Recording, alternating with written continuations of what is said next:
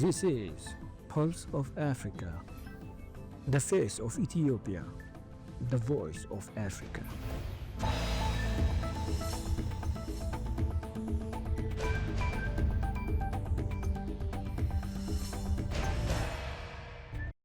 Hello viewers, you're watching Pulse of Africa. I'm Jalani Tasfaye for the main news.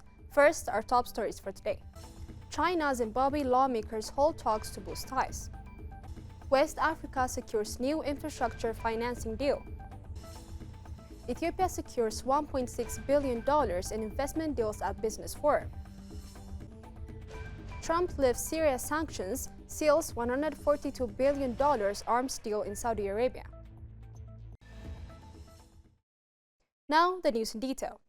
China's top legislator Zhao Leji met with Zimbabwean Parliament Speaker Jacob Mudenda to boost political and economic cooperation.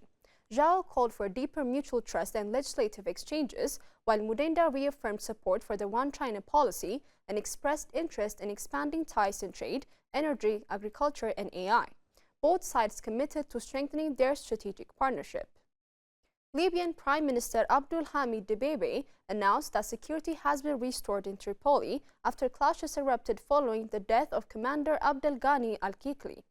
Fighting in Saleh al-Din and Abu Salim involved the 444th Brigade and the Stability Support Apparatus. The Defense Ministry confirmed it now controls Abu Salim. The Prime Minister praised the security forces for restoring security. What has been achieved today affirms that legitimate state institutions are capable of protecting the nation and preserving the dignity of its citizens, he added. Kenya and the Dominican Republic have signed an agreement to provide medical and repatriation support for Kenyan police deployed in Haiti.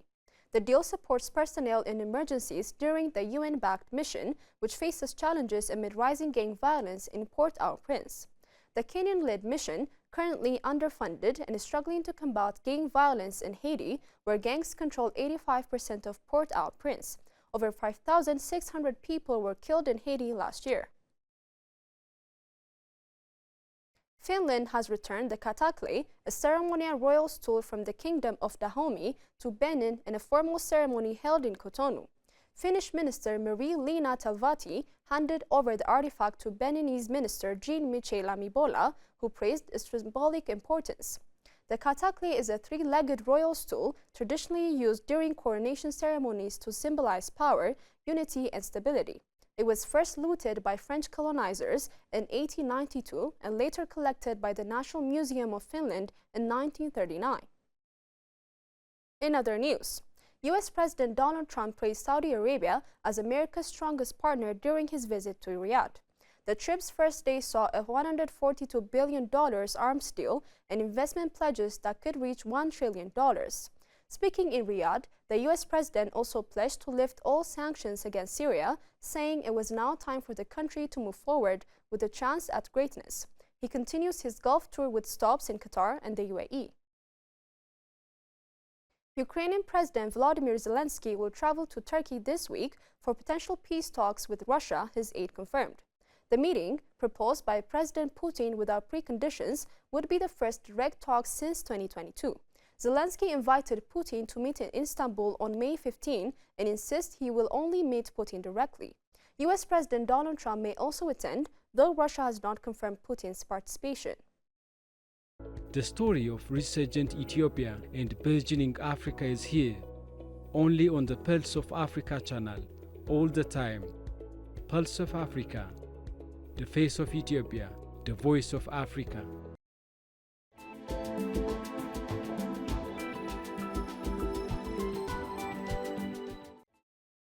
Turning to business news. Stock exchange Bourse Régionale des Valeurs Mobilières and African 50 have signed a new deal to launch project bonds aimed at financing infrastructure in 8 West African countries. The initiative will allow local and regional investors to participate directly, expanding access to funding and promoting regional investment. The initiative will also expand access to funding for infrastructure developers and support the development of bankable projects across the region, encouraging regional investments. Ethiopia signed over $1.6 billion in investment deals during the Invest in Ethiopia Forum 2025. The event highlighted economic reforms and key opportunities in agriculture, manufacturing, services, and ICT. Finance Minister Ahmed called it the right moment to invest, reaffirming the country's push for private sector growth and stability. He reaffirmed that the government remains steadfast in its commitment to fostering a cohesive environment for private sector growth, ensuring macroeconomic stability, and advancing comprehensive reforms, including the recently launched macroeconomic reform program. Finally, Rwanda's Prime Minister Edouard Nigrente emphasized that innovation in technology, finance, and regulation is vital for Africa's aviation growth. Speaking at the Aviation Stakeholders Convention in Kigali, he called for reforms and regional cooperation. African Airlines Association Chief Abdirahman Berthey noted only 10% of Africans can afford air travel, highlighting growth potential. The summit drew over 400 global participants. Before concluding, let us provide you with the latest updates on global commodities prices.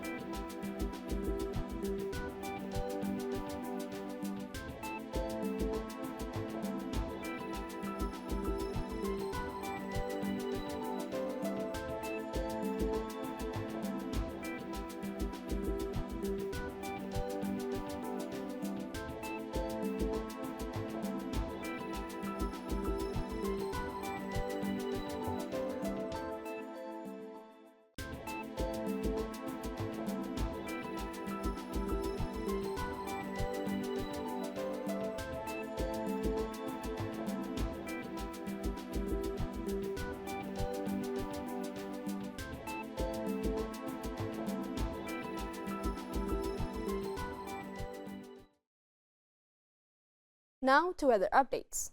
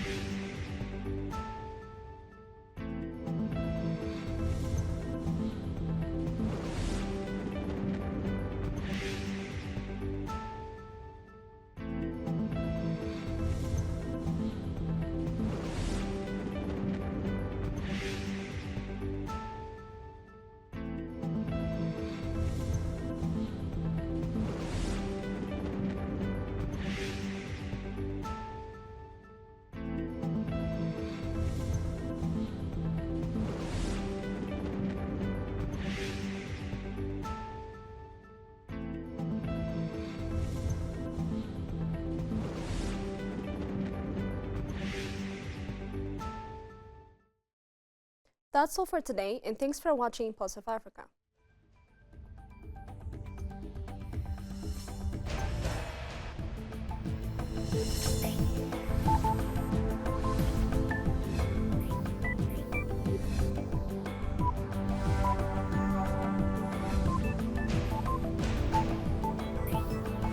This is Pulse of Africa, the face of Ethiopia, the voice of Africa.